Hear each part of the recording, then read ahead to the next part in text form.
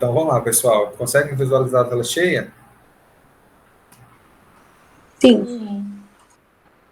Então, dando sequência aos nossos estudos sobre drogas hipnóticas sedativas, a gente vai falar agora um pouquinho mais com mais detalhes sobre os benzodiazepínicos. Na aula passada, a gente falou que existem dois neurotransmissores que vivem em homeostase para a gente conseguir um equilíbrio no organismo. Então, enquanto a gente tem um neurotransmissor excitatório, que é o glutamato, a gente tem um efeito contrabalanceado dessa excitação por um neurotransmissor que inibe o sistema nervoso central, que é o GABA. Então, a gente tem duas esferas. Um estimulador, que é o glutamato principal, que age numa via específica, que é a glutamatérgica, e a gente tem um específico também, que é o glutamato, que é o glutamato, que é o estimulador. Em contrabalanceio, a gente tem o GABA, que tem um efeito inibitório por uma via específica, que é a via GABAérgica. E a gente falou na aula passada que existem grupos de medicações que fazem uma atuação inibitória. São os barbitúricos, os benzodiazepínicos e as drogas Z. Todas elas têm a finalidade, naquele momento, de aumentar, potencializar a ação do GABA. E hoje, basicamente, na aula passada, a gente citou quais são os barbitúricos, quais eram as drogas Z, e fica agora esse momento para a gente discutir sobre os benzodiazepínicos. Então, o que vem a ser esses benzodiazepínicos? A gente já sabe que é um grupo farmacológico que tem uma atuação específica em algumas subunidades do receptor GABA-A. Então, ou seja, os benzodiazepínicos eles estão atrelados a uma função inibitória do sistema nervoso central. Então, eles são formados, eles agem em receptores específicos, alças específicas do receptor GABA-A, como a gama, alfa 1, alfa 2, alfa 3, alfa 5, e tem algumas subunidades específicas, quando ativados, que produzem efeitos clínicos determinantes. Alfa 1, quando o benzodiazepínico se liga preferencialmente sobre a subunidade alfa 1, a gente tem uma medicação benzodiazepínico que atua predominantemente na regulação do sono. O alfa 2 e alfa 3 na ansiedade e o alfa 5 na memória. Existem outras subunidades dentro do receptor GABA que não são seletivos ou não sensíveis aos benzodiazepínicos. Então, a gente tem um grupo de outros receptores, é justamente nesses outros receptores que vão agir ou as outras medicações, os barbitúricos, o flumazenil, que é um antagonista do receptor do benzodiazepínico, e assim sucessivamente. Então, a escolha do benzodiazepínico vai depender basicamente do tempo de ação do benzodiazepínico, que é um dos principais critérios que a gente tem na prática para escolher, e o segundo momento é entender como eu quero que esse benzodiazepínico funcione. Se eu quero ele predominantemente para regular o sono, em alguma situação que o paciente está com insônia, ou se eu quero utilizar ele como ansiolítico para tratar a ansiedade, ou de alguma outra maneira gerar uma anestesia com amnésia no paciente, a depender do procedimento médico que eu for fazer. Então, aqui mostra para a gente, basicamente, como é que o GABA funciona. Então, o GABA, ele vai agir predominantemente no receptor GABA-A, e esse receptor GABA-A, ele vai ao se ligar no GABA, ele vai aumentar a abertura, vai possibilitar a abertura dos canais de cloreto. E esses canais de cloreto, ao serem infundidos aqui para o interior da célula do neurônio, faz com que essa célula fique hiperpolarizada, e essa hiperpolarização diminui a transmissão do impulso nervoso. Então, basicamente, o que acontece é isso. Então, o influxo de cloreto deixa essa célula hiperpolarizada e desliga a atividade celular. Quando a gente tem um benzodiazepínico, o benzodiazepínico, a gente chama esse grupo de modulador alostérico positivo, justamente porque ele só tem atuação e só age, basicamente, na presença do GABA. Então, ele não consegue, de alguma maneira aqui, adentrar dentro desse receptor, interagir com esse receptor e abrir a frequência de abertura aqui dos canais de cloreto, que é o que faz o benzodiazepínico. Então, por isso que a gente chama de modulador anestésico positivo, ou seja, ele só tem atuação na presença e na virtude de uma ligação desse receptor com o GABA. O mecanismo de ação, ele é um modulador alostérico positivo GABA-A, isso significa que ele só tem ação na presença do GABA-A. Então, o benzodiazepínico só age se o GABA já estiver ligado ali no receptor GABA-A. As unidades alfa 1, alfa 2, alfa 3, alfa 5 e gama são as principais responsáveis pela ligação e pelos efeitos do benzodiazepínico, e o que a gente tem que deixar muito claro é que eles não atuam, né, como eu já havia falado com vocês anteriormente, no receptor se o GABA já não estiver ligado ali precocemente. Então, a diferença entre o barbitúrico e o benzodiazepínico é basicamente a forma com que ele favorece essa hiperpolarização celular. Todos eles estão associados a um influxo de cloreto para o interior da célula, deixando essa célula hiperpolarizada.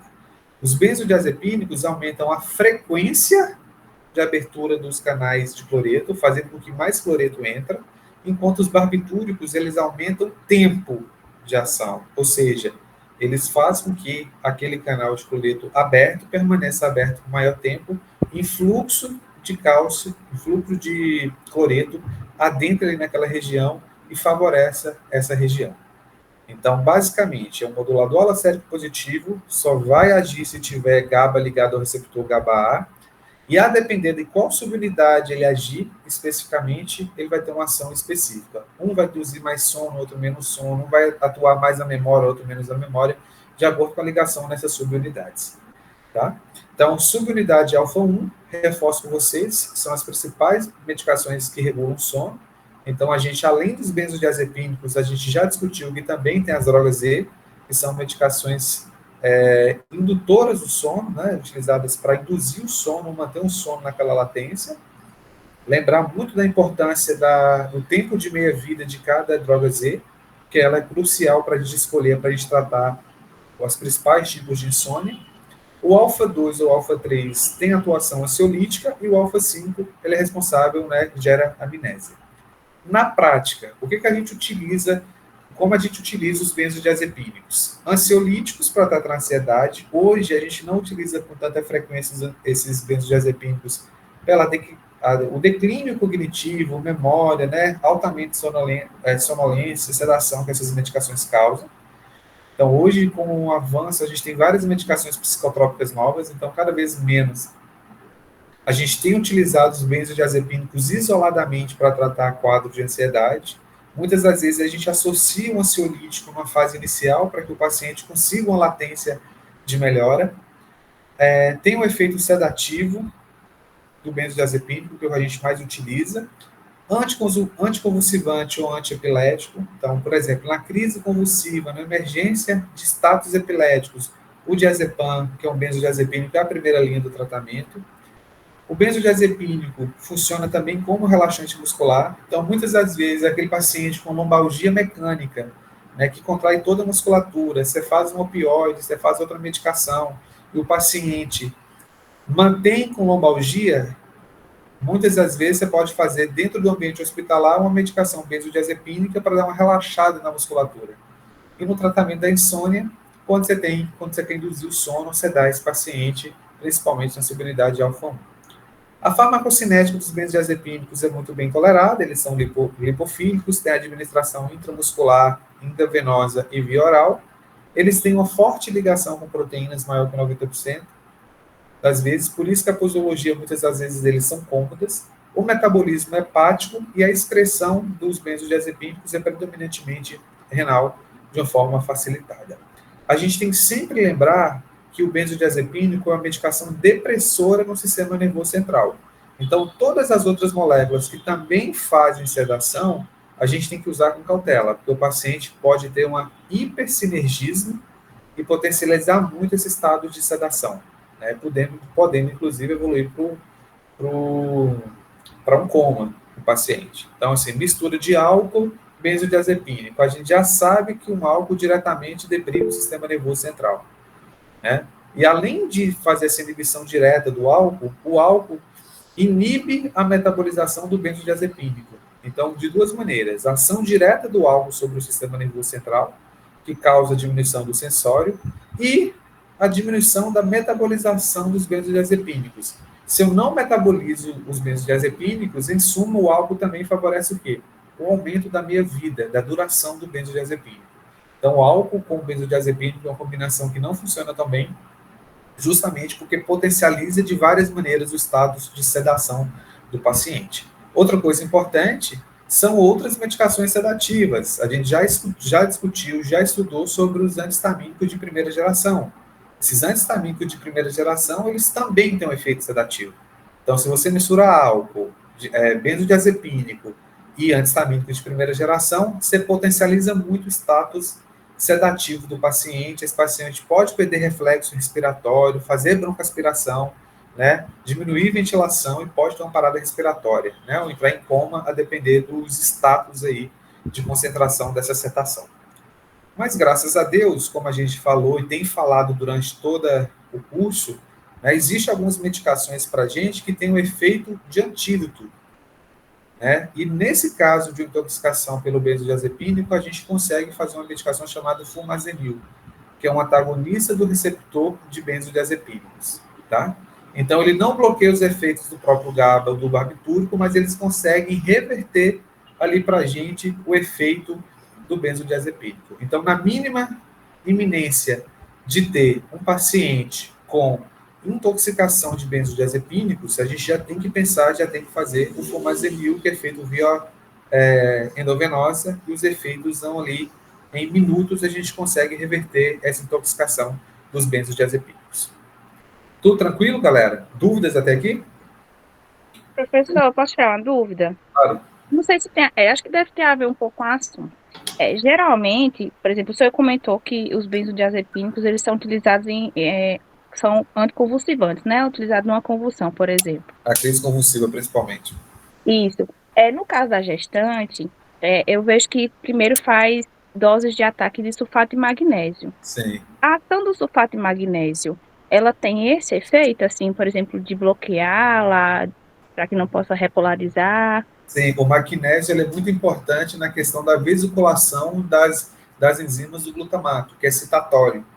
Então, ele atua de uma maneira diferente, diminuindo não na via inibitória, mas na via excitatória. Então, acaba que ele consegue aquele mesmo, um efeito similar, né? O paciente com pré-eclâmpsia, sulfato de magnésio, tem N outros mecanismos de ação, mas um deles está associado à atuação do magnésio frente ao glutamato, que é uma molécula excitatória. O Bruno, Oi, pode perguntar. Nessa mesma ideia, o sulfato de magnésio ele tem sido usado também para tratamento de depressão? Eu não conheço essa indicação formal aí do magnésio para depressão. Eu tive uma paciente no CTI e a psiquiatra prescreveu o sulfato de magnésio e a gente ficou assim sem entender qual era o contexto, né, que ela tinha prescrito. Ela otimizou a sertralina e iniciou... Mas essa paciente, ela estava no CTI por qual motivo?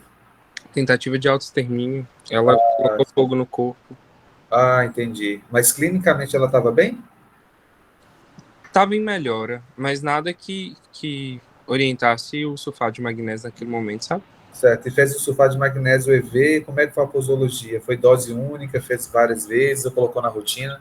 Aí foi um problema, porque ela ficou, acho que 5 dias com sulfato em bique, e ela intoxicou com sulfato e ficou extremamente catatônica. Teve uma complicação por conta disso. Tá, eu vou perguntar, discutir o caso com uma amiga psiquiatra para ver o que ela tem me falado, porque na prática eu nunca ouvi falar da indicação do sulfato de magnésio propriamente dita em quadro de psicose, depressão. Eu te dou... Quem está falando? Paulo? Paulo, eu te aviso, Paulo, tá? Beleza. Terminando aqui a aula, eu vou até mandar uma mensagem para ela para saber, de fato, o que você tem alguma novidade, porque eu nunca vi utilizando na prática. Beleza, Bruno. Obrigado. Por nada. O espectro do agonista na ansiedade, então, quando a gente utiliza um agonista do benzodiazepínico, a gente tem um efeito ansiolítico, hipnótico sedativo, relaxante muscular, anticonvulsivante, amnésico. Só que o grande problema dos benzodiazepínicos na prática é o grau de dependência, né?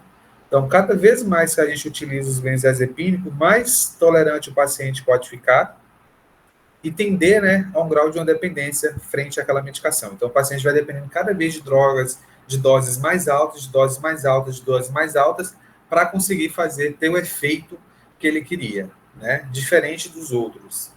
O agonista parcial tem apenas efeito ansiolítico, o antagonista não tem nenhum efeito clínico na prática, o agonista inverso é proamnésico, aumenta a memória, angiogênico e proconvulsivante. Então, na prática, a gente não utiliza nenhum agonista inverso do benzodiazepínico. E a beta-carbolina é um agonista inverso do receptor GABA-A, que na prática também não tem muita aplicabilidade. Então, essa modulação alostérica positiva, ela funciona para a gente, como a gente já falou, no mecanismo de ação dos barbitúricos e benzodiazepínicos, que eles só funcionam quando tem ligação com GABA. Então, e os moduladores alostéricos negativos diminuem a atividade agonista do receptor, diminuindo a abertura dos canais de iônico. Então, o que na prática a gente utiliza como efeito positivo do benzodiazepínico e dos barbitúricos é potencializar essa ação de desligamento do sistema nervoso central. Em relação ao memória, pode perguntar. Eu tenho uma dúvida que a gente sabe, né, que os benzodiazepínicos e os barbitúricos eles só vão aumentar a potência ali do GABA, né, pelo seu próprio receptor, né? Sim. Mas existe algum medicamento, algum fármaco que ele aumenta a quantidade do neurotransmissor GABA, além de potencializar? Não, a quantidade de receptor GABA não. Porque o controle de produção GABA é feito pelos neurônios pré-sinápticos.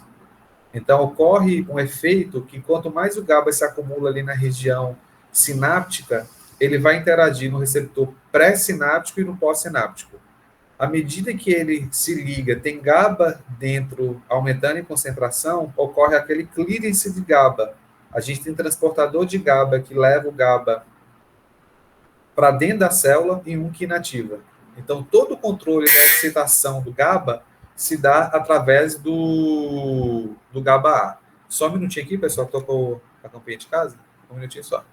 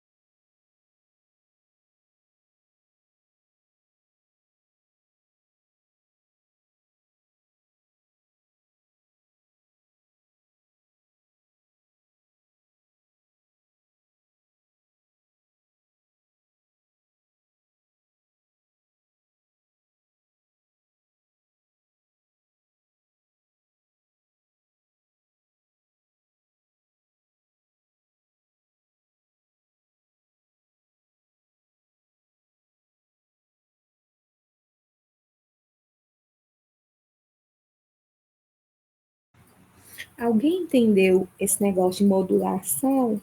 E pode me explicar, que eu não entendi nada.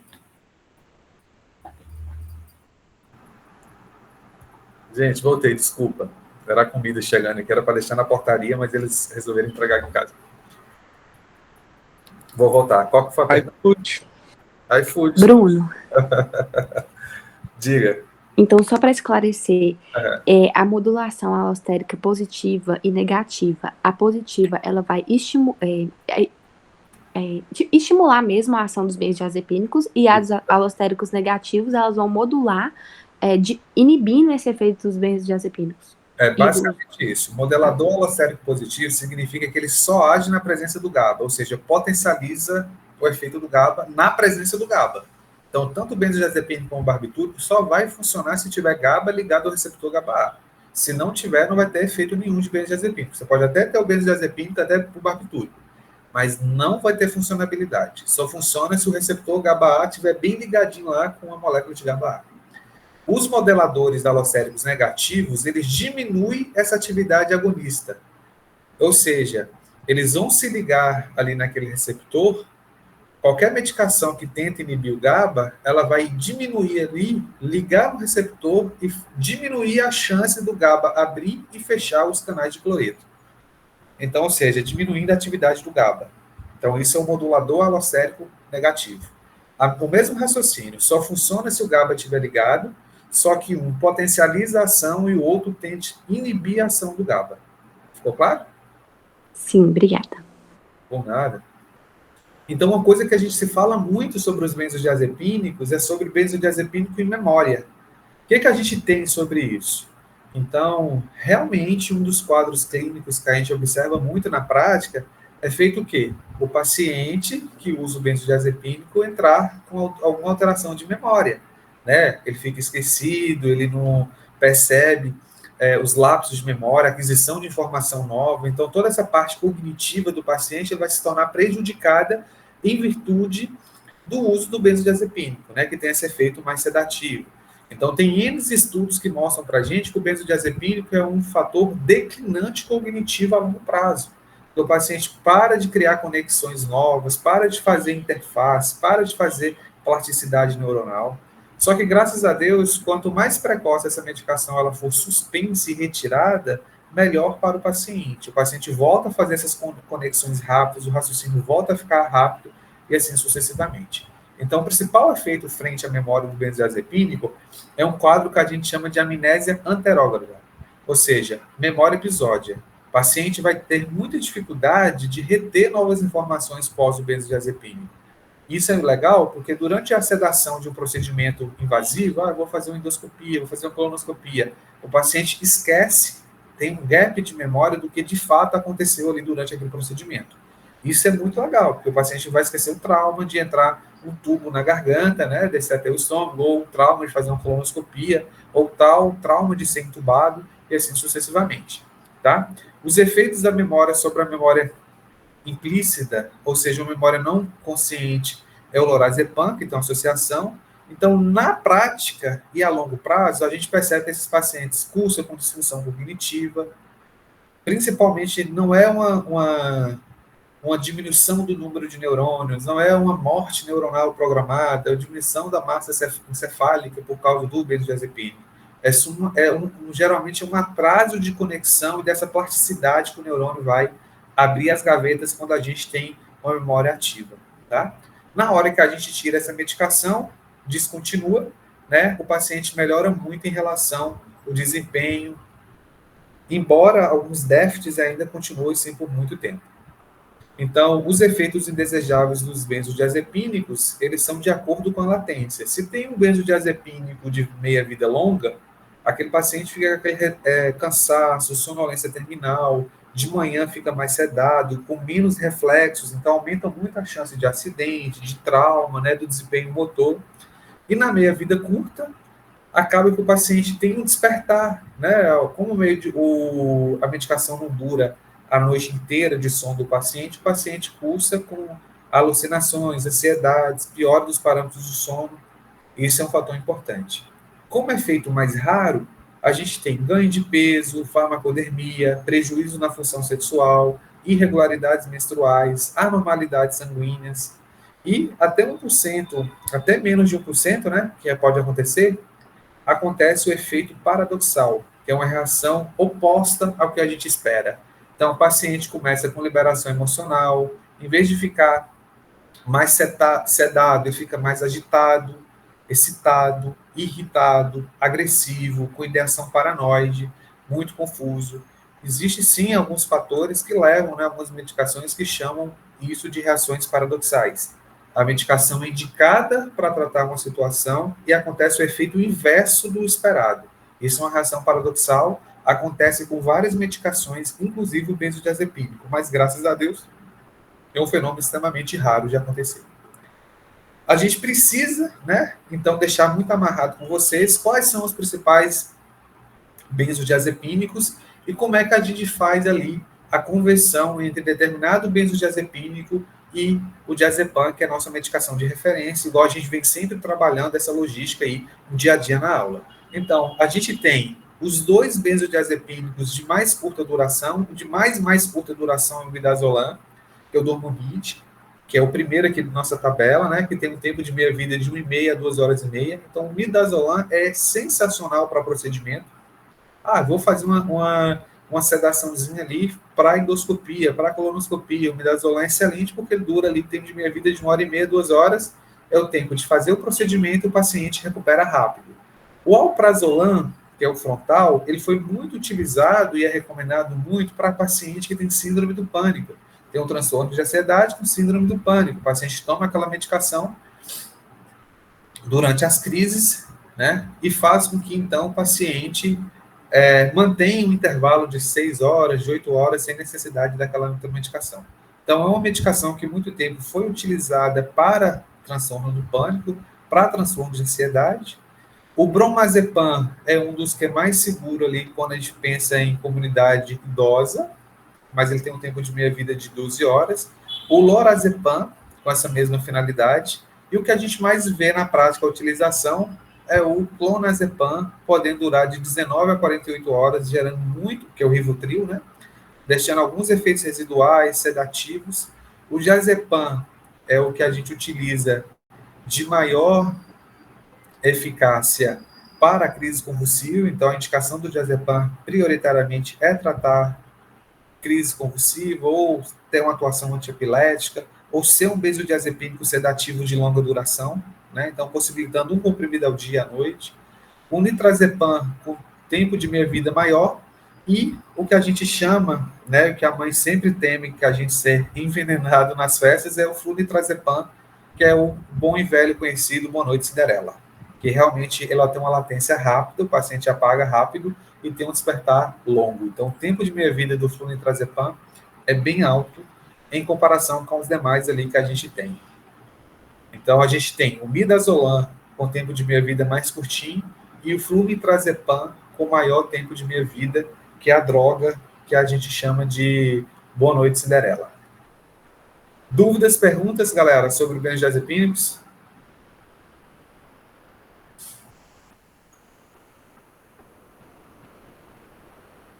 Você pode falar mais do clonazepam?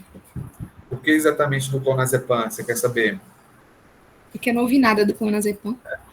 O clonazepam é essa medicação de meia-vida intermediária que faz uma sugestão de um uso realmente diário, em geralmente uma tomada diária, sem tanto efeito residual do que o diazepam. Então, você tem uma possibilidade muito legal do clonazepam, porque você tem a apresentação em gotas e a apresentação em comprimido. Então, para fazer o desmame no clonazepam, é uma medicação excelente. A gente começa, muitas das vezes o paciente começa com diazepam, que tem um efeito residual, o tempo de meia-vida maior, migra para o clonazepam em comprimido, e do comprimido a gente vai tateando essa retirada com gotas. Então, diferente do diazepam, que não tem gotas, só em comprimido, a gente tem essa apresentação em solução do Rivotril, que facilita muito essa readequação, principalmente na fazer o desmame do benzodiazepínico. Então, a gente coloca ali de meia-vida intermediária o clonazepam e o diazepam dentro dessas duas indicações ali que a gente utiliza na prática. Bruno. Oi. No caso, esses efeitos que você tinha falado de modulação alostérica positiva e negativa são focados para os receptores GABA-A, né? GABA-A, isso. Aí, no caso, na aula passada você tinha colocado aquele quadrinho e lá tinha, por exemplo, os receptores GABA-C da retina. Uhum. E o modulador deles seria o zinco. Tem alguma utilização na prática clínica? Não. O zinco, nesse caso? Não conheço. Aí a gente tem que ver justamente com o oftalmo se tem alguma especificação clássica, né? Mas que eu conheça, não. Tranquilo. Hoje o zinco está participando de várias moléculas assim, de reações, de cotransporte, de potencialização de medicação, mas muito inespecífico. Beleza. Só para confirmar, você falou que o clonazepam tem efeito residual maior? O diazepam maior do que o clonazepam. Então, o tempo de vida do diazepam é maior do que o clonazepam. Aí você faz, geralmente o paciente começa com o clonazepam, que é o diazepam, e na hora da gente fazer o desmame, a gente troca pelo clonazepam, que tem uma meia-vida intermediária, mas um pouco menor do que o diazepam, e tem a possibilidade de tatear a concentração da medicação em solução, porque é uma medicação que é em solução e não só em comprimido, igual o diazepam. E o clonazepam, ele tem os efeitos na memória do mesmo jeito? Porque ele é indicado para usar diário, né? Todos os benzodiazepínicos, eles têm esse efeito na memória negativo. Quanto maior for o tempo de meia-vida do benzodiazepínico, maior chance da alteração na memória a longo prazo e dessa disfunção cognitiva. Porque enquanto tiver benzodiazepínico ali, todas aquelas questões de novas informações são processadas com maior dificuldade. Então, quanto mais o status sedados do paciente, menos conexão ele faz, mais o declínio acontece. Então, todas essas drogas que são mais espaçadas, que têm um tempo de meia-vida maior, elas potencializam muito esse efeito. Certo. Bruno, só a última coisa. O modulador alostérico negativo, ele não pode se usar ele, por exemplo, para um antídoto, né? Não pode. É porque o antídoto é especificamente do potencializador. Barbitúrico a gente não tem antídoto, e o antídoto para o mazinil só funciona especificamente para os benzodiazepínicos. Entendi. Se você intoxicar com barbitúrico, é só tratamento de suporte até esperar o clírice da droga acontecer para limpar o organismo daquela medicação. Entendi, obrigada. Por nada. Dúvidas, perguntas sobre o benzodiazepínico? Quando é o uso do alostérico negativo? Praticamente nunca, né? Que a gente contrabalanceia, se eu quero diminuir a atuação na prática, uma atuação do, como é que fala, do GABA, a gente mexe no glutamato. Então, na prática, não vou conseguir desligar o glutamato. Se eu quero desligar o glutamato, eu aumento a atuação do GABA. Se eu quero diminuir a atuação do GABA, então eu vou hiperestimular o glutamato. Então, nesse balanço assim, de gangorra que eu brinco em desligar e ligar o organismo. Eu não consigo, em algum momento, dar uma medicação que eu acabo com o GABA. Tá? Quem controla essa população do GABA é a sinapse, que justamente a própria liberação do GABA que controla pelos neurônios pré-sinápticos a liberação de mais GABA. Então, tudo é um equilíbrio, tá? Então, eu não consigo desligar o glutamato por inteiro e não consigo desligar o GABA por inteiro. Mas se eu quero, por exemplo, diminuir a ação do GABA, o que eu faço? Eu aumento a ação do glutamato. Se eu quero potencializar, diminuir a ação do glutamato, o que eu faço? Potencializo a ação do GABA. Uso um benzodiazepínico, barbitúrico, aí eu vou tentar desligar o organismo via GABA. Ficou claro para você, Maiara, né, que perguntou? Ficou claro? Na verdade, eu tinha perguntado antes, depois foi Samara, mas ela disse que ficou claro e para mim também ficou. Obrigada. Então ótimo. É porque alguém ligou o microfone, mas eu acho que ela perguntou aqui no chat, não foi? Foi. Eu não vi pelo chat, não, desculpa. João Guilherme queria perguntar alguma coisa? Aqui, estou vendo o chat aqui agora. Pode perguntar, João. Qual proteína que se liga de alguma forma específica? Não entendi.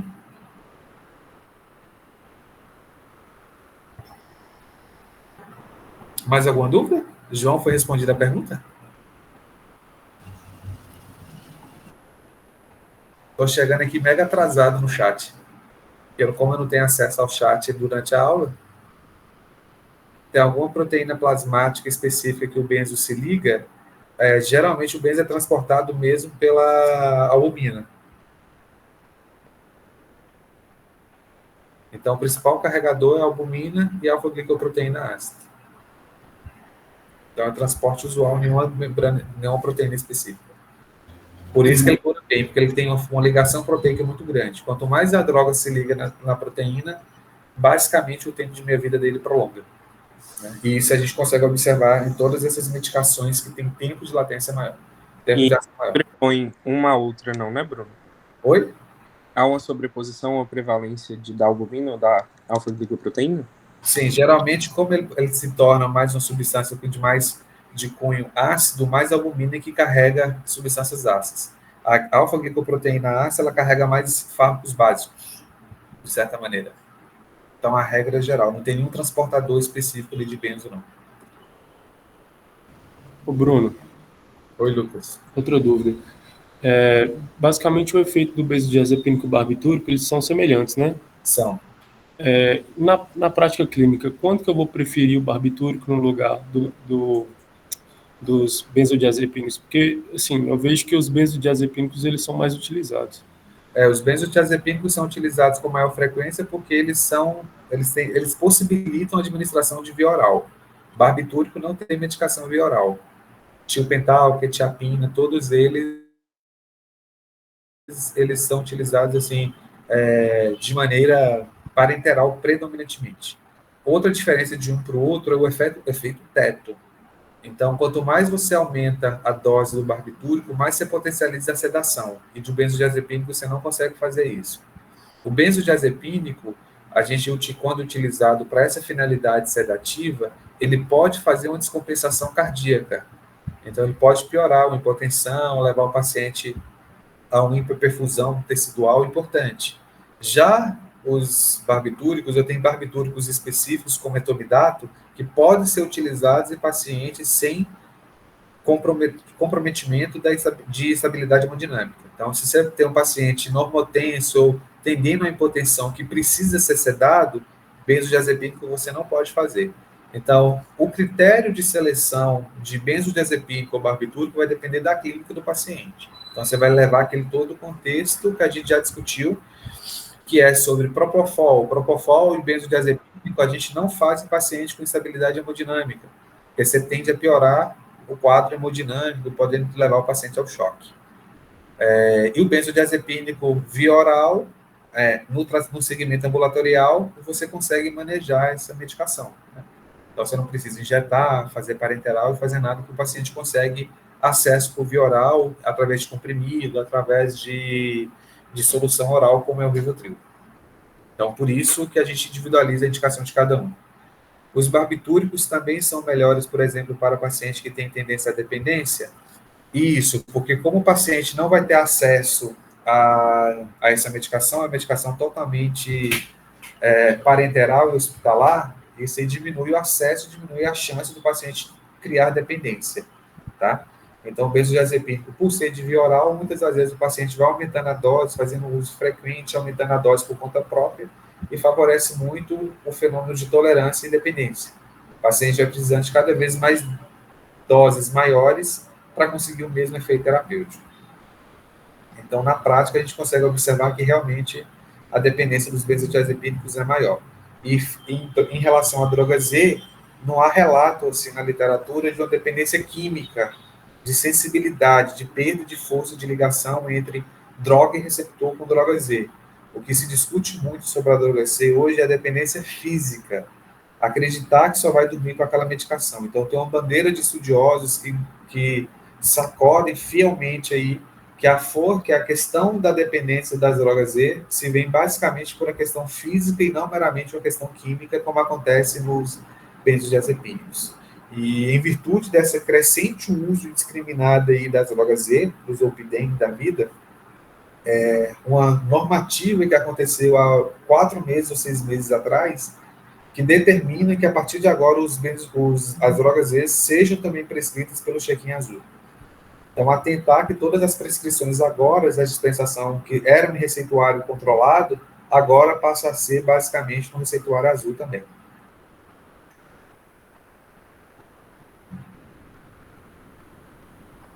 Dúvidas, perguntas?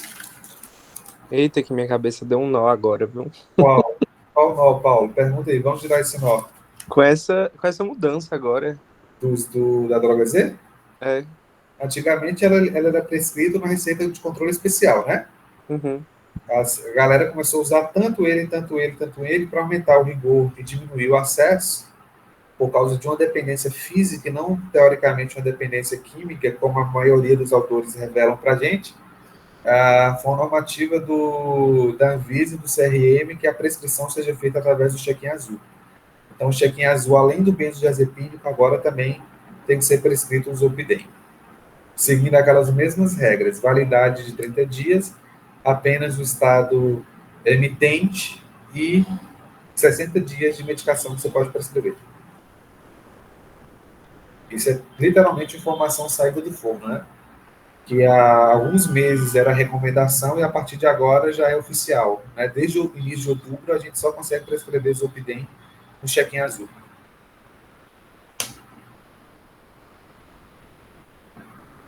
Beleza, valeu. Mais alguma pergunta, galera?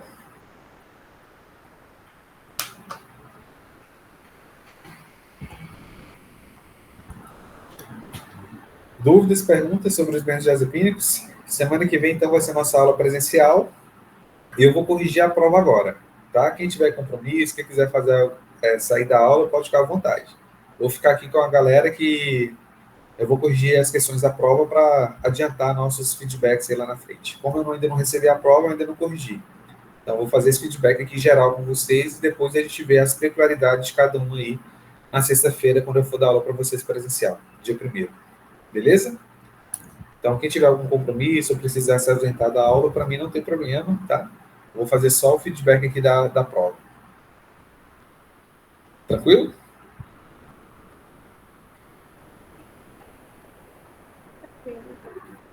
Perfeito. Então, galera, quais que foram as dúvidas assim maiores da prova?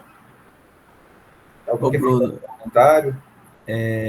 teve uma questão lá que era tipo assim de alternativa para falar, tipo assim, 1, 2 e 3 corretas e tudo mais, que o gabarito tinha uma afirmativa que falava assim, que o paracetamol ele era um AINE não, né? Um medicamento seletivo para COX-1.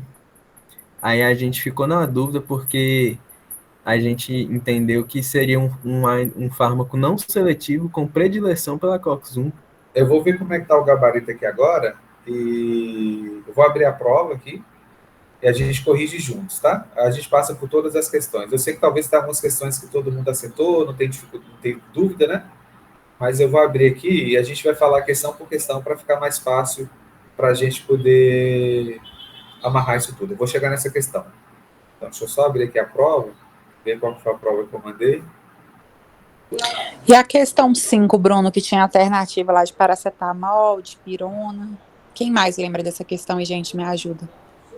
Eu vou ler a questão, Tamara, toda, beleza? Que aí vocês vão pontuar e a gente lê tudo direitinho para ver se vocês não esqueceram de alguma coisa. Beleza, Bruno. Vamos lá, vou deixar abrir aqui a prova. Assim que abrir a prova, a gente começa. Então, se tiver alguma ressalva, alguma consideração, a gente faz aqui agora e está tudo certo. Deixa eu só abrir aqui a prova para ver como foi. De maneira geral, o que vocês acharam da prova? Estava tudo dentro do contexto assim que a gente trabalhou? Eu fiz a prova, eu achei que eu tinha ido bem. Depois saiu o gabarito, meu Deus, Bruno. Eita. Eu errei essas 5, aí por isso que eu tô perguntando. Porque para mim... Vamos saber aqui agora o que houve. Deixa eu ver se eu abrir a prova certa. Isso. Vamos lá. Questão número 1, o pessoal falava assim, ó. Na administração de um fármaco, pode-se prever que o ideal seria administrá-lo diretamente no local onde a ação é desejável, o que aumenta a eficácia terapêutica e tenderia a reduzir os efeitos indesejáveis. No entanto, vários fatores, nem sempre isso é possível, deve-se recorrer às outras vias de administração que apresentem vantagem e desvantagem. Assinale a alternativa correta sobre as vantagens e desvantagens de cada uma das vias de administração. Então, ou seja, uma questão super direta acerca da administração de medicamentos. Uma vantagem da administração de via oral, letra A, consiste no fato do fármaco utilizado por essa via sofrer um efeito de primeira passagem. Isso aqui não é uma vantagem, é uma desvantagem. Então, o mecanismo de primeira passagem, galera, ela favorece o quê? Uma diminuição de níveis plasmáticos, ou seja, uma menor biodisponibilidade da medicação. Então, letra E está errada. Letra A está errada. Letra B. A administração cutânea é indicada apenas quando se deseja ação local, visto que não oferece acesso a fármacos à circulação sistêmica. Mentira. Então, se você aplica em superfície ampla ou se você faz oclusão em área de dobra, a medicação tópica, sim, ela pode ter absorção sistêmica. Então, se se aplica numa pele muito fina, numa pele inflamada, uma medicação como a pomada, por exemplo, ela infiltra e realmente tem absorção sistêmica. Letra C. Então, a letra B está errada. Letra C. A administração cutânea por solução apresenta menor risco de superdosagem que a administração tópica pelo veículo creme. Ela pediu... Deixa eu ver. Pediu a vantagem, né? A vantagem. A administração cutânea por solução apresenta menor risco de superdosagem. Pode perguntar. Teria como você projetar a prova para a gente? Porque a gente ficou bem perdido escutando assim. Tá, espera ainda que eu vou tentar projetar aqui a prova para vocês. Deixa eu abrir ela aqui de novo. Que aí vocês veem as questões, né?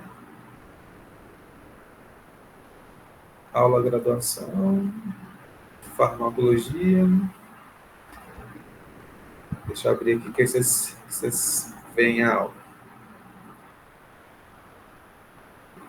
Deixa eu só achar aqui que tem tanta prova feita.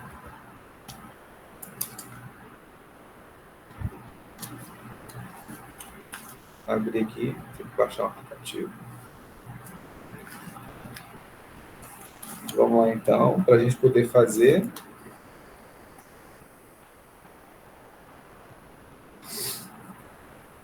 Deixa eu só abrir aqui, galera.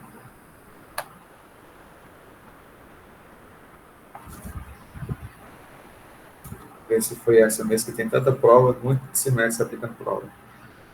Certo. Espera aí que eu vou abrir aqui para vocês. Se quiser projetar a P2 também, a gente não vai importar não, viu, Bruno? A P2 eu ainda não fiz, não. Na hora que eu fizer, eu compartilho com vocês antes, tá bom? Combinado. Um prefeito. 7. Bruno, enquanto você está abrindo a prova, eu tenho uma pergunta. Consegue visualizar a tela cheia?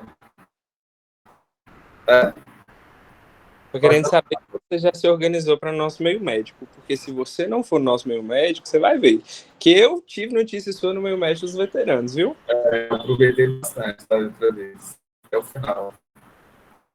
Vamos lá, vamos compartilhar aqui. Vocês estão vendo, visualizando? Não.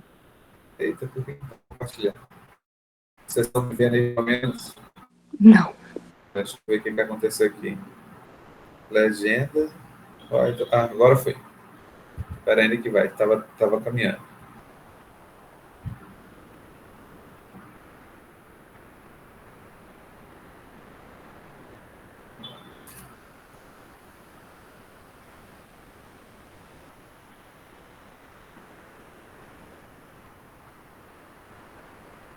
Aqui eu já vejo tela cheia. Vocês veem tela cheia? Sim. Consegue ver a prova? Aham, tá na tela. Perfeito. Então, beleza. Essa foi a provinha de vocês? Não. Meu Deus, eu abri a prova errada? Abri a prova errada de novo. É que é tanta prova, galera. Espera ainda. Essa aqui é a prova do 21/6. É outra prova essa aqui. É a prova P2. Ó. Vocês estão pedindo a P2 do semestre passado.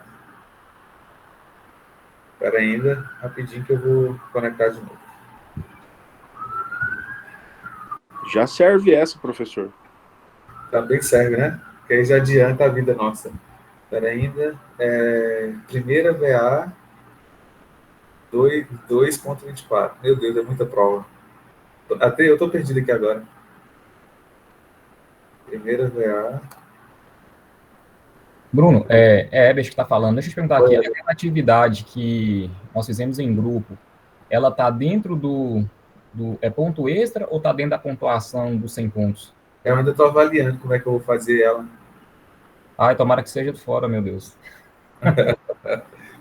Ainda estou avaliando, porque a nota não foi muito boa, não. Ah, entendi. Não, olha, meu Deus, estou abrindo a prova errada de novo. Meu Deus, a prova sumiu, será que eu deletei ela aqui? Eu fui fechar para abrir o PDF para ficar mais fácil de compartilhar. Primeira VA. Aqui, agora sim. Foi.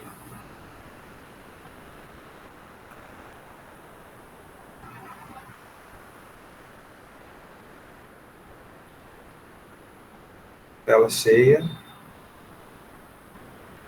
Compartilhar. Consegue, pessoal, ver a tela cheia? Foi. Foi, né? Sim. Então, a administração cutânea por solução apresenta menor risco de superdosagem que a administração tópica pelo veículo creme.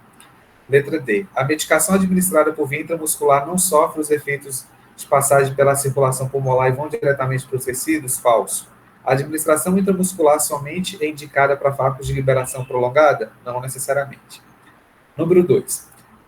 Gastronaldo, 26 anos, sexo masculino, procura atendimento médico em virtude de acidente de trabalho com ácido, o qual não sabe especificar o tipo de concentração.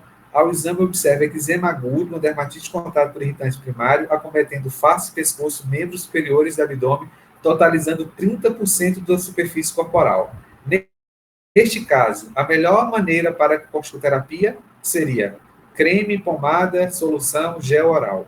Então, você tem um eczema agudo, só que um eczema agudo que pega maior do que 30% do corpo, né? Então, ou seja, maior do que 25 da superfície corporal total, indica tratamento oral e não tratamento tópico. Tranquilo? Alguém teve dúvida nessa questão? Eu tinha dúvida justamente nessa porcentagem, mas esclareceu, obrigada. É uma taxa de superfície corporal maior do que 25, você vai passar meio quilo de creme, né? Então, em vez de passar meio quilo de creme, é melhor ali para a gente, do que fazer a medicação tópica, né? Então, você faz o oral, né, já cobre muito melhor que você ficar utilizando, porque a chance de absorção sistêmica, ela é proporcional à superfície corporal. Quanto mais você espalha nessa região, mais a chance de reação que a gente tem na prática. Questão número 3.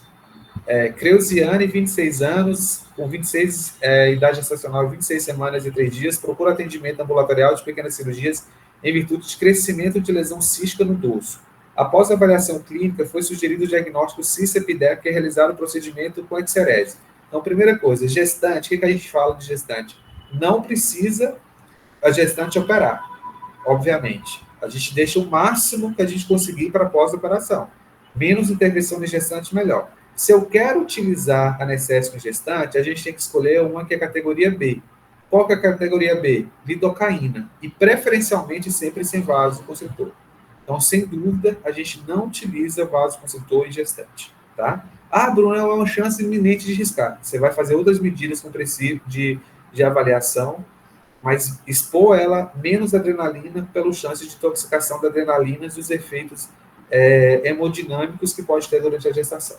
Então, Maria Eduarda me encaminhou que alguém questionou em relação ao uso do vasoconstritor, mas o vasoconstritor, na cadeia de balanço, né, entre custo-benefício, igual o próprio artigo falou, a gente considera a possibilidade.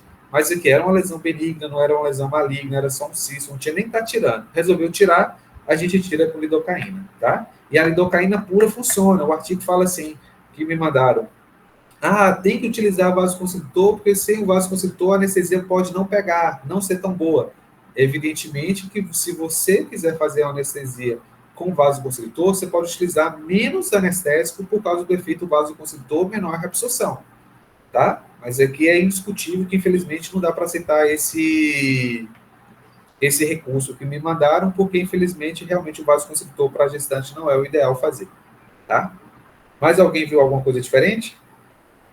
Ô, Bruno, Oi. Herbert, depois eu poderia te mandar, que eu não sabia que poderia estar mandando, eu achei algumas referências, tanto no livro de anestesiologia, quanto no livro de farmacologia, em relação a essa questão, porque eles focam muito que o ideal seria utilizar lidocaína, mas nenhuma literatura deixa específico, assim, claramente, que com vaso ou sem vaso. É tanto que a bula, eu até peguei algumas bulas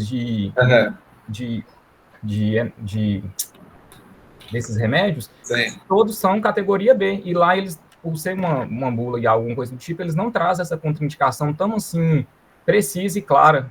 Mas, Herbert, eu falei em sala de aula, eu frisei com vocês que a recomendação não é usar vasoconstritor. Alguém está com os slides aí do lidocaína? Anestesia em gestante? Alguém tem os slides aí, galera? Ou eu preciso compartilhar? Não, mas não, se o senhor falou, tá beleza. É só mesmo um questionamento, entendeu? Não, eu acho super legal, mas assim, o que acontece, Herbert? É muito importante que você atente que na prática a gente não se utiliza anestésico com vaso. Falei com vocês muito em sala de aula, frisei, pelo amor de Deus, evita o máximo de procedimento em gestante. Quer fazer lidocaína? A lidocaína B é mais segura do que a tetra, porque apesar de algumas serem categoria B, a gente sabe que o éster dá mais reação alérgica. Então, recomenda-se o uso quando for fazer lidocaína, que é da categoria B, que é segura, mas sem vasoconstritor por recomendação.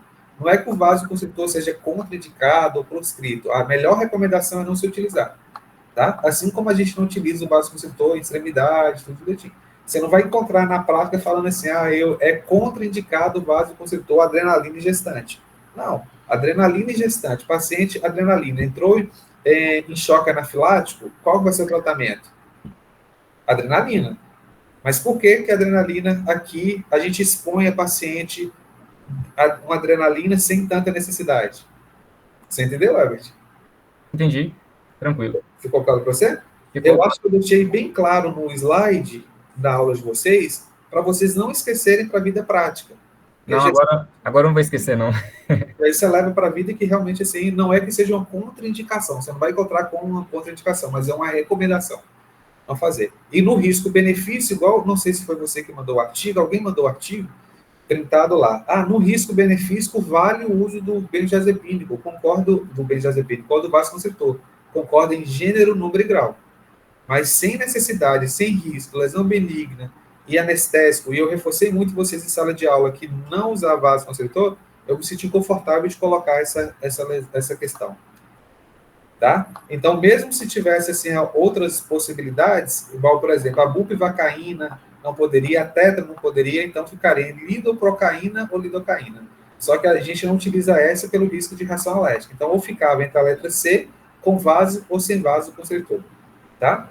É evidentemente que aqui outra lesão, por ser no dorso, não tem nenhuma contraindicação de fazer com vasoconstritor. Seria até interessante se ela não fosse gestante. Tá? Ô, Bruno. Oi. Tudo jóia? Carolina. Oi, Carolina. Jóia. Bruno, é porque, além dessa questão aí, por exemplo, a gente teve duas práticas, né, em cirurgia, e os professores, eles frisaram bastante com a gente a questão do vaso na questão de extremidade. Nunca foi tão falado, tudo bem que você falou, não estou tirando isso, mas é porque quando você pega ali na prática que você vai fazer uma prova, você tenta associar tudo, né? E aí você fala assim, poxa, lá na cirurgia ninguém falava assim, não pode ser falado isso. E ainda tem um outro detalhe, você vai, durante a prova, você vai tentando raciocinar, ainda tem a questão da idade da gestação, porque na hora que você vai pesquisar, vamos ver todos os malefícios do vasoconstritor, se é teratogênico, qualquer coisa desse tipo. Não. A partir de 3 meses, não, ainda tem literatura que fala que a partir de 3 meses não tem problema. Sim. Então, assim, se você hoje estiver tranquilo e quiser pensar direitinho... reúne essas informações todas que vocês trouxeram aí. Como eu havia falado com vocês, não é uma contraindicação ao uso do benzodiazepínico, é uma benzodiazepínico. O vasoconstritor, de maneira geral, não deve recomendavelmente ser utilizado. Falei com vocês, muita cautela com gestante. Eu entendo a cautela com gestante, mas assim, na hora da prova a gente fala assim, peraí, mas não proibido. Tem outra contraindicação, né, para o gestante. Tipo assim, igual você tem a regra lá na hora que você faz a cirurgia, não coloque, é proibido extremidade. Então você sai ali, é proibido. Agora, na hora que fala assim, gestante, gestante não é recomendável, aí você fica naquela e cai igual um pato. Realmente, você cobrete razão, né, porque realmente é uma questão que eu achei que ninguém fosse errar, porque eu acho que eu bati tanto na tecla falando, que eu coloquei achando que todo mundo ia acertar mesmo, tá? Mas são tantas teclas, Bruno. São tantas informações. Verdade. Mas é só para você pensar. A gente pode fazer um dossiê e te mostrar. Pode fazer. Antes da sexta-feira, vocês me entregam esse dossiê que eu vou ler com carinho aí para ver como é que foi. O geral da sala também, né? Se a maioria foi por esse caminho, se não foi, eu vou levar isso em consideração. Tá joia, Bruno. Obrigada. Bruno, eu achei aqui o slide. Sim. E aqui fala, né, que é evitar no primeiro trimestre, por efeito teratogênico, mas se precisar fazer, caso precise, usar lidocaína, que é de categoria B, não usar uma de categoria C, e que é excretado no leite materno. Não fala sobre o vaso, não. Mas eu lembro de ter falado muito em sala de aula. Licença. Aí depois tem explicando do vaso, né? Um slide depois, adição de vasoconstritor, vasoconstritor, adrenalina, contraindicações, aí fala áreas pouco vascularizadas e com circulação colateral limitada e em extremidades, porque pode correr risco de isquemia e necrose. Cuidado com essas regiões. Extremidades geralmente não usa vaso, mas pode provocar isquemia local. Aí, durante a aula, eu anotei a observação que você falou, atentar ao uso de vasoconstritor na periferia e em cardiopatas. Não anotou, porque eu falei interessante. E também o fato da idade gestacional, e quando eu marquei com vaso, eu também tinha pensado em evitar concentrar mais, né? Porque aí o vaso iria limitar o espaço que haveria. Já que vocês estão brigando tanto nessa tecla que eu não falei, vocês fazem o dossiê aí e eu avalio. Aí talvez a gente considere as duas alternativas. A letra, quem marcou 100. Alguém, gente, que marcou com 100 para me defender aí também? Ô, Bruno, mas sem ressentimento, hein? Não aí, pode cara, ter me enche de orgulho, tá? Aí, João, agora eu tô vendo, porque como não tive acesso à prova, não sei se a maioria acertou, se a maioria não acertou, eu tô ficando doido que eu não falei. Agora fiquei confuso. Mas vocês fazem o dossiê que eu posso avaliar ou letra C ou letra né? Que fica aí, tá bom? Sexta-feira a gente vê. Como eu só vou corrigir a prova sexta-feira mesmo, então eu aceito o dossiê até antes. Beleza? Morreu gestante? Morreu a gestante com vasoconstritor? Se vocês quiserem injetar? Não, aqui eu injetei, ela tá vivinha, não aconteceu nada. Pelo menos o aumento da frequência cardíaca fetal tem. Quando tá lá surtindo feto, vai ter. Mas tudo certo. A dose é pequena, não deu para matar dessa vez, não. Número 4. Embora todos os AINES anti-inflamatórios não esteroidais tenham efeitos antitérmicos, analgésicos e anti-inflamatórios, em um deles praticamente não apresenta atuação anti-inflamatória. Assinale a alternativa que contém um medicamento que tem sua ação inibida pela presença dos peróxidos liberados a partir dos leucotrienos inflamados. Então, falou de um AINE que, apesar de ser AINE, não tem ação anti-inflamatória. A gente ficaria entre quem? Paracetamol e dipirona. Só que nesse caso específico aqui, o que a gente tem? A gente tem uma atuação ainda inibida pela inflamação, que é o peróxido pelos peróxidos. Então, acaba que essa informação complementar denota para a gente o gabarito da letra A, que é o paracetamol. É uma informação delicada que potencializa a ação do paracetamol. Eu errei. Vamos lá. Número 5. Essa é o número 5 que vocês estão com dúvida? Não, eu confundi. Era a 4 a minha. Tá, beleza. Mas a 5 também ficou um pouquinho em relação a esse paracetamol. Vamos lá, vamos saber agora. Ó. A dor inflamatória se desenvolve quando uma cascata de citocinas inflamatórias ativa e sensibiliza as terminações nervosas periféricas. Sobre as medicações utilizadas para o controle da dor inflamatória, analise as afirmativas a seguir. Os anti-inflamatórios esteroidais ou corticosteroides atuam diretamente sobre a fosfolipase A2. Falso ou verdadeiro? Falso ou verdadeiro? Verdadeiro. Verdadeiro. O principal mecanismo de ação do corticoide é inibir a fosfolipase A2. O paracetamol é um inibidor seletivo atuando preferencialmente sobre a COX-1. Falso, é não seletivo. O ideal dessa questão, para ela ficar ainda mais certa, seria acreditar em quê? Em não seletivo, né? Isso. Número 3. A codeína e o tramadol são drogas analgésicas de ação central? Verdadeira. O diclofenaco de sódio é o único AINE que apresenta duas formas de atuação, atuando diretamente sobre a oxigenase e sobre o deprimido? Certo. E as drogas que atuam diretamente sobre a ciclooxigenase COX são denominadas AINE? Teoricamente, todas seriam verdadeiras.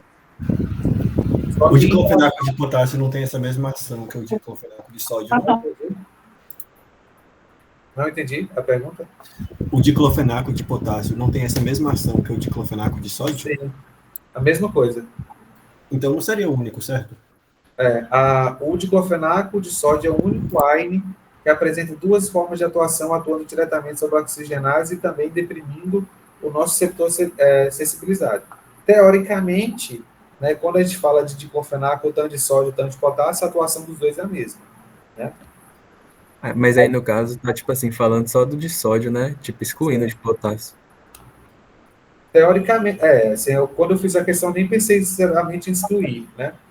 Teoricamente, por eliminação, a gente consegue ter um gabarito sem A2 e sem A4? B. 1, 3 e 5? Deixa eu ver. 1, 3 e 5. Porque fala que a 2 está errada, porque não seletivo. Não seletivo. Tem que escrever aqui não seletivo. A ideia, quando eu criei essa questão, era colocar que ele não era seletivo, mas que tem preferência ao coxum. Tá? Isso. E a 4 também, né? Que não é o único. Então não é único. Então, discutindo com vocês, eu vou remudar o gabarito aí dessa questão. Bruno. Obrigado, Bruno. Qual que é o gabarito que ela vai, gente? A letra? B. B. 3 e 5. Aí sim, boa.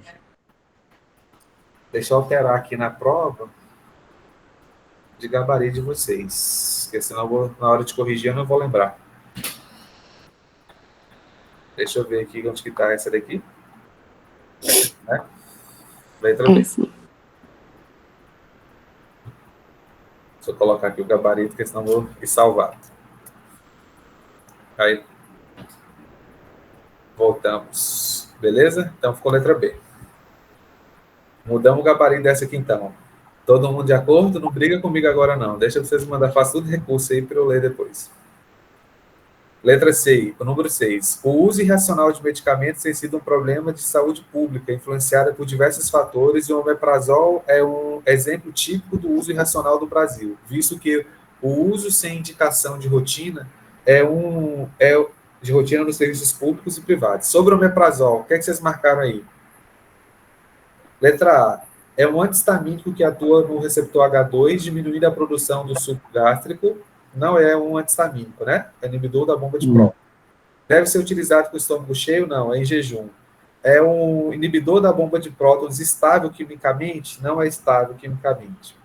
O omeprazol suprime a secreção de ácido gástrico por meio da inibição da bomba de prótons, que fica na superfície secretora da célula parental gástrica. Então, letra D essa aqui. 6, letra D. Indiscutível, tá? Não deve ser utilizado para o tratamento da úlcera péptica? Falso. Deve ser utilizado sim. Beleza? 6, letra D. Algum questionamento? Tranquilo. 7. Prurido é um sintoma que causa importante desconforto, é uma causa de extrema frequência no caso de consulta médica, tal. Neste contexto, avalie as seguintes assertivas e propostas entre elas. A desclorfenamina é um importante fármaco no manejo do prurido? Falso ou verdadeiro? Verdadeiro. Verdadeiro. Ela atua nos receptores H1, H2 e H3? Falso. Então, a seção 1 é verdadeira e a proposição 2 é falsa. Letra C. Ô, Bruno, ele atua no H2 ou no H3? Não, só no H1. É anti-H1. Dúvidas? Questões fechadas, querem discutir também? As abertas? Se possível, essa 8, professor. Por favor. Então, vamos lá. Então, o emprego dos glicocorticoides na terapêutica deve-se principalmente ao fato desses apresentarem poderosos efeitos anti-inflamatórios e imunossupressores.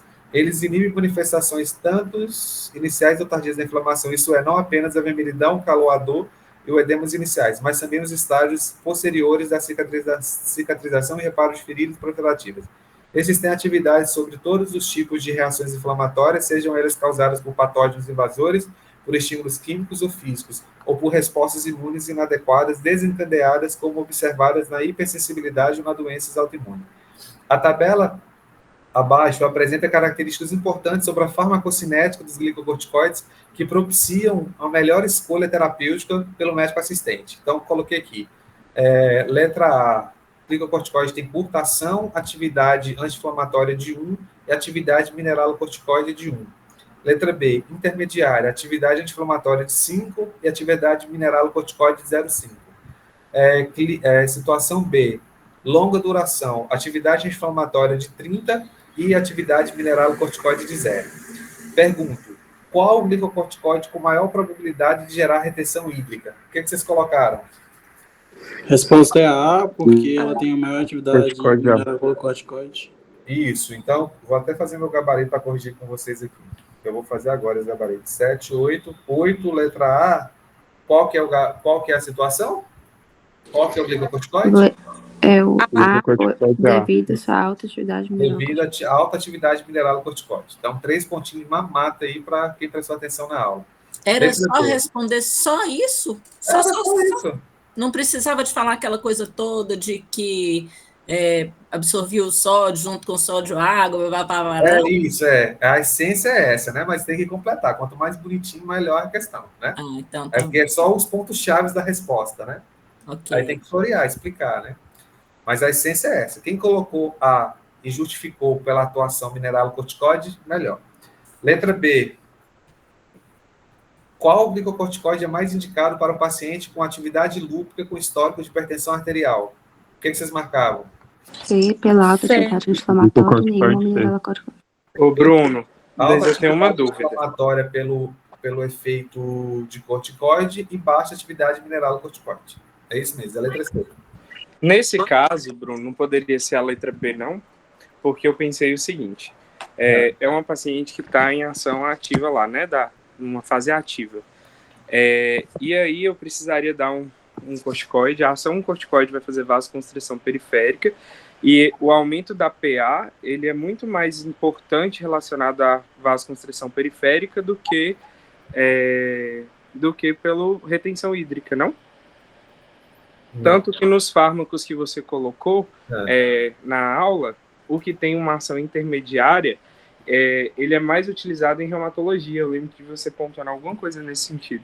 Sim, mas aqui você tem que lembrar o seguinte, o paciente está em extrema atividade. Qual que vai ser o melhor para ela? Ela sendo hipertensa e com alta atividade lúpica, que pode levar a uma lefrite lúpica, o paciente pode morrer.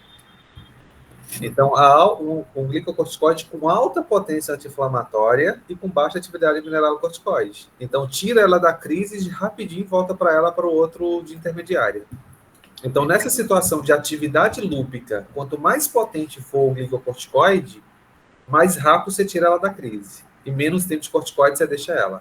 Então, essa resposta é a letra C mesmo. Infelizmente, aqui não dá para considerar a letra B, não. Porque talvez, se você fizesse... Eu falei, mas assim, pensando na questão... Pode perguntar. Pensando na questão do tempo de ação, por exemplo, não poderia pensar assim, não? Porque, tipo assim, eu, por exemplo, pensei na questão de, mesmo na letra B sendo 0,5 de atividade mineralocorticoide, ele tem um tempo de ação intermediário. Sim, mas você tem que lembrar o seguinte, que o paciente em atividade lúpica com nefrite lúpica, ele pode morrer. Rápido. Entendi. Você tem que fazer uma anti-inflamação potente nesse paciente e depois desescalona. Você tira ele da zona de perigo, entendeu? Você desinflama ele. Ô, Bruno. Esse toda a situação que puder fazer com glicocorticoide de maior potência, melhor. Eu respondi B pensando mais sobre essa questão da ação de vasoconstrição periférica, sabe? Certo. Pensando mais nisso, porque eu entendi que o foco da questão era focar na questão da hipertensão e não na resolução, apenas, voltado para... Entendi. Mas, assim, a depender do que você colocou lá, Paulo, você não vai zerar a questão, né? Se você colocou alguma coisa com sentido lá na questão, a questão aberta é muito flexível. Então, a maioria das vezes, ela não tem gabarito engessado. O melhor gabarito que eu quero que vocês entendam para a vida de vocês é escolher uma que apaga o fogo da paciente. A paciente não está totalmente em atividade, então, e é hipertensa, então é melhor você utilizar logo uma medicação que apaga a atividade da doença e diminui a chance de qualquer fator complicador, tá? Então, assim, não se preocupe, eu vou olhar e vou ver o que dá para extrair dessa questão sua que você prescreveu, que você colocou, tá? Então, beleza, na questão eu até comparei tanto a questão da ação vasoconstritora entre o fármaco B e C, quanto da ação mineralocorticoide também. E aí, pensando nesse sentido, eu entendi que seria o melhor B, mas vê o que você consegue. Obrigado. A gente vê, se tudo que vocês colocaram tiver sentido, vai ser aproveitado alguma coisa, tá? Mas o gabarito certinho da questão, indiscutivelmente, é a letra C. Um corticoide de maior atividade mineralocorticoide, né? Ou seja, o melhor corticoide com atividade glicocorticoide, ou seja, ele é mais potente ali para a gente frente combater a inflamação da paciente. A paciente está extremamente inflamada, né, gente? Ô, Bruno, Oi. eu entendi o posicionamento. Tipo assim, é porque tá considerando que ela é hipertensa também, né? A Só hipertensão aqui para a gente não muda muita coisa, né? É só um fato a mais de vocês saberem que para a pressão arterial, qualquer glicocorticoide pode alterar. Mas os glicocorticoides que têm atuação mineralocorticoide podem ser pior que o hipertenso. Entendi. É porque lá no tratamento de nefrite lúpica em si, falava que era pulsoterapia com metilprednisolona. E depois, 3 dias, e aí depois ia para prednisolona. Isso, só que na tabelinha a gente não tem disponível metilpred. Porque o ideal, se fosse internar o paciente, era metilpred. Mas metilpred não é intermediário? É intermediário, mas é endovenoso. Ah, lá tava intermediário, não especificava qual que era. Aí eu considerei que era. Mas a potência do metilpred é maior. Ô, professor, mas assim, quando tem alta atividade anti-inflamatória, ele não vai inibir, assim, tem COX-1 em todos os cânceres. O senhor falou que o anti-inflamatório de alta atividade, ele iria inibir o COX-1 da arteríola aferente. E aí, como inibe COX-1, aumenta o tromboxano, aumenta a vasoconstrição, A aí... gente está falando de glicocorticoide. É glicocorticoide? A gente está falando de corticoide. Ah, então tá bom. Se for no raciocínio do Aine, sim, mas o glicocorticoide ele inibe lá no início da cascata. E o fenômeno que o glicocorticoide aumenta a pressão, altera a pressão, por 2 fatores: aumento dos receptores e o efeito mineralocorticoide. Então, ele aumenta o receptor alfa-adrenético e o receptor de membrana do angiotensina 2. Entendi. Desculpa. Dúvidas, perguntas sobre essa questão? Não, acho que pode passar. Beleza, então vamos voltar aqui para a questão. Ô, Bruno. Oi. Na questão 5, que você mudou o gabarito, podia considerar os 2 gabaritos. O que você colocou e o novo B. Vou ver, porque realmente, olhando por esse lado, a questão B, eu não tinha pegado a prova, né? Na minha cabeça eu criei como não seletivo. Então, 3 está realmente errado. E a questão 4 lá do gabarito, né, que fala sobre o diclofenaco, realmente o diclofenaco, mas englobaria, né, o único AINE, entendia-se, não, aquele sobrenome sódio gerou essa dúvida, porque os 2 diclofenaco atuam da mesma maneira para a gente. Tá? Mas eu vou ver com carinho aí o que eu posso fazer nessa questão, tá? Mas, assim, literalmente, o paracetamol não é seletivo, ele é não seletivo com preferência seletiva para o COX-1. Tá? Ali, realmente, houve um erro de digitação na hora de eu fazer essas provas de madrugada que eu não coloquei o não. E aí, realmente, eu releio toda a prova com você, sempre eu faço isso para poder ter esse tipo de problema, para entender o que realmente vocês entenderem da prova, para a gente poder reajustar. Para mim, não tem problema nenhum trocar o gabarito ou rever a questão, igual a da gestante, que eu vou tentar considerar lá com vasoconstritor, apesar de doer muito em meu coração, que eu devo ter falado. Uhul! Vamos ver como é que vai ser. Questão número 9. Carluciane, 21 anos, branca, 1,68, com 58 quilos, entrada no serviço de emergência com o seguinte quadro: cefaleia, tontura, zumbido, delírio, náuseas, transpiração excessiva e lesões gástricas. De acordo com o acompanhante, Carlinho Pai, a paciente ingeriu cerca de 18 comprimidos de ácido acetil salicílico há cerca de 8 horas de sua entrada no hospital. Diagnóstico médico de intoxicação por salicilato. Foi instituída, além de medida de suporte, a administração de bicarbonato de sódio. Quem vai responder essa questão vai ser Ebert, que ele me perguntou e eu coloquei essa questão na prova. Cadê Ebert? Não pode errar. Olha a pressão, viu, Ebert? Com base no caso acima, Ebert, fala para mim, qual que é a classe farmacológica, o mecanismo de ação da intoxicação? Cadê Ebert? Que eu montei essa questão pensando nele.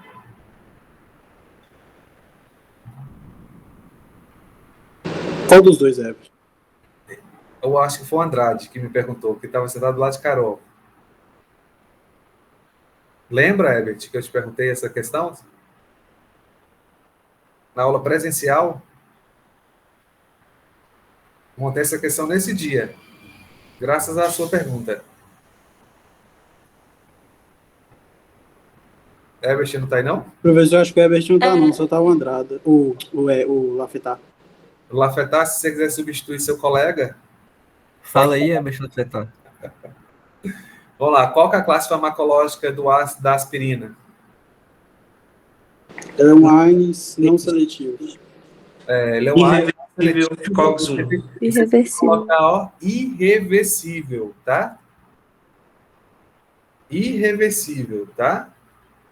Quem não colocar essa palavra não vai ganhar total na questão. E letra B. Justifica a utilização de bicarbonato de sódio na intoxicação por salicilato. Ele vai ajudar na excreção renal. Por que ela ajuda na excreção renal? Eu coloquei outra coisa, Bruno. Eu coloquei alcalinização. Boa. Eu coloquei assim. Coloquei alcalinização. Eu coloquei que o paciente estava em quadro de acidose metabólica, pelo sistema tampão há um consumo de bicarbonato sérico, e aí a administração de BIC endovenosa vai tentar corrigir essa acidose metabólica, e o paciente vem até com alguns sintomas. Basicamente é isso mesmo, foi o que eu falei em sala de aula, né? O paciente está intoxicado com ácido acetil salicílico, o que a gente tem que fazer? Tentar corrigir o que mais mataria ele, seria essa acidose metabólica. Ô, Bruno. Ajuda assim a excreção também. Quem falou isso não está de tudo errado, né? Que favorece essa excreção, mas o principal linha de discussão ali deve caminhar para o caso da correção da acidose metabólica. Ô, Bruno, nesse caso aí, eu coloquei, tipo assim, que o AS, por ser um fármaco ácido, aí você administra, né, de fato, ali o bicarbonato, e por ter uma excreção renal, esse bicarbonato ele vai deixar o AS na sua forma ionizada, né, que é mais fácil de ser excretado pelo rim. Aí, no caso, essa alcalinização facilitaria essa excreção renal, né? Tá certo. Não tá erradão. Tá certo. Beleza. Professor, mas assim, por exemplo, eu não especifiquei a questão, eu não coloquei lá a excreção, mas eu expliquei todo esse mecanismo aí de alcalinização.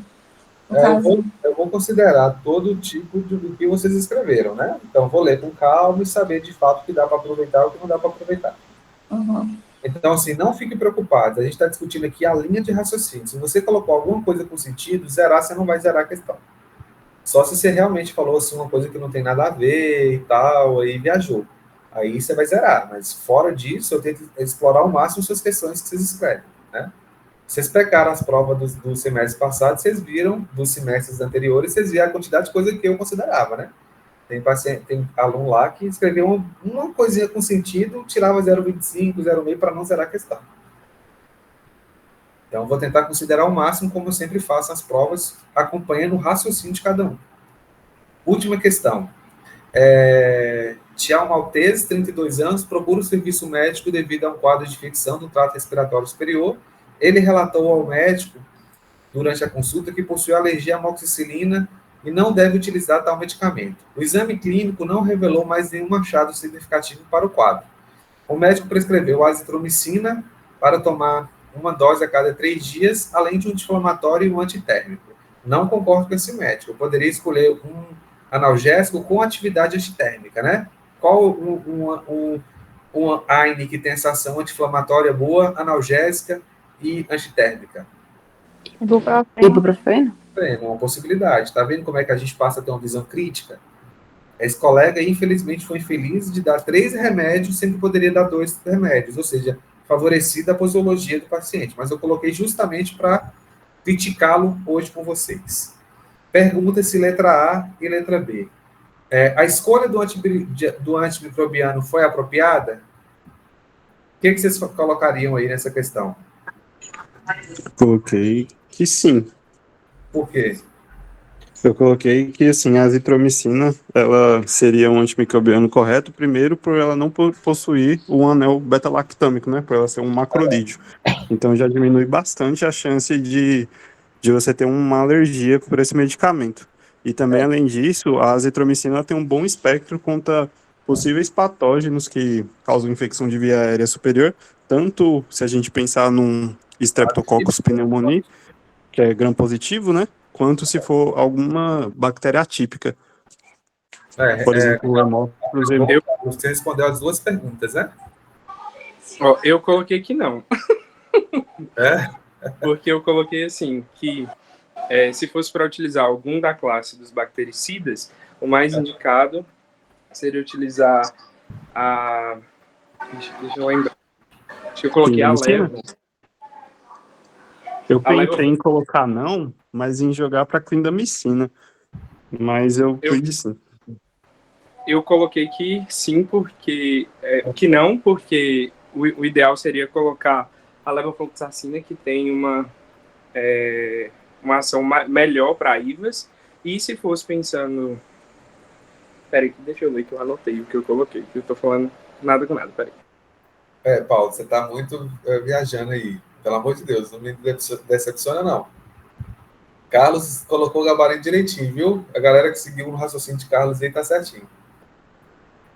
E acabou que Carlos respondeu a letra B. Responde de novo aí, Carlos. Aqui, ó, deixa eu falar o que eu coloquei, Bruno. Vai lá. Coloquei que não, porque considerando que o diagnóstico seria IVAS, a escolha por um macrolídeo ástro não seria o indical, seria melhor utilizar a claritromicina, porque ela tem um melhor espectro para IVAS, uma cobertura melhor. Porém, mas a claritromicina e a azitromicina são a mesma classe.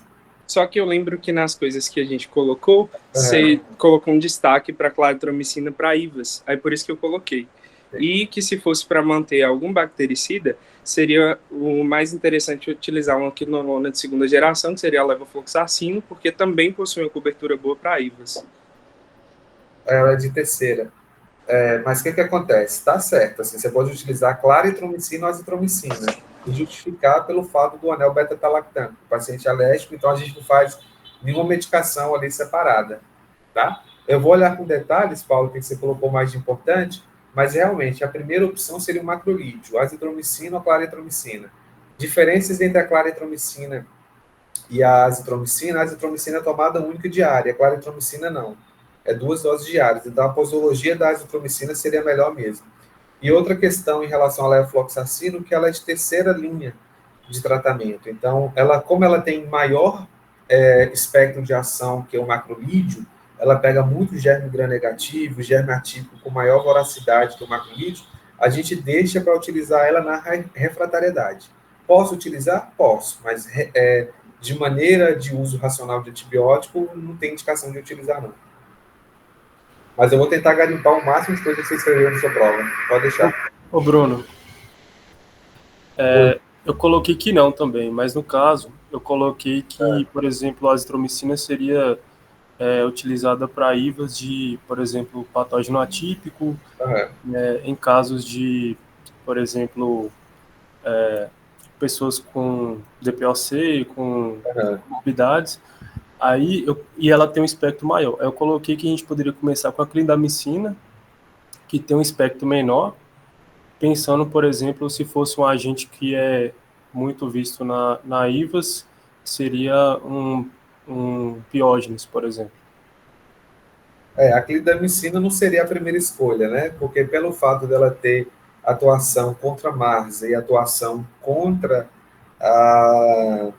anaeróbios, e provavelmente a infecção não é por anaeróbio, a gente tem que sempre utilizar os de menor espectro de ação. Não está errado na prática você usar a clindamicina. A clindamicina há uma grande probabilidade de pegar, mas você está queimando uma medicação sem tanta necessidade. Tá? Então, assim, a gente tem que aceitar a sua opção de tratamento, a clindamicina é uma possibilidade sim, mas não está dentro da linha assim, de resposta ideal. Tá, Lucas? Vamos tentar ver que a gente consegue garimpar mais aí para você, tá? Na sua questão. Beleza, obrigado. Paulo, o que você colocou na letra B da 10? Na 10, eu coloquei que a amoxicilina, ela é um beta-lactâmico e a azitromicina macrolídeo. Geralmente a gente coloca, né, a classificação da amoxicilina, aminopenicilina. Coloquei. Isso. E a azitromicina macrolídeo mesmo. Isso. E ainda eu coloquei que a azitromicina está na classe dos bacteristáticos e a azitromicina dos bactericidas. E a amoxicilina é da bactericida. Tudo certo. Então, dá para considerar alguma coisinha aí. Samara perguntou se para mim IVAs eram mais gram-positivo. Sim. A azitromicina também pega gram-positivo. A azitromicina não pega tão bem assim, teria melhores opções. Quais são as melhores opções, Samara?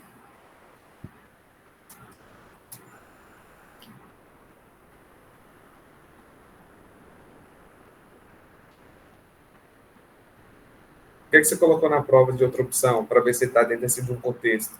Igual os meninos falaram, a claritromicina pode, a clindamicina também pode, né? Mas a azitromicina pega-se bem os streptococcus piógenes, que é o principal agente que a gente pensa, tá? Só a termo de conhecimento mesmo.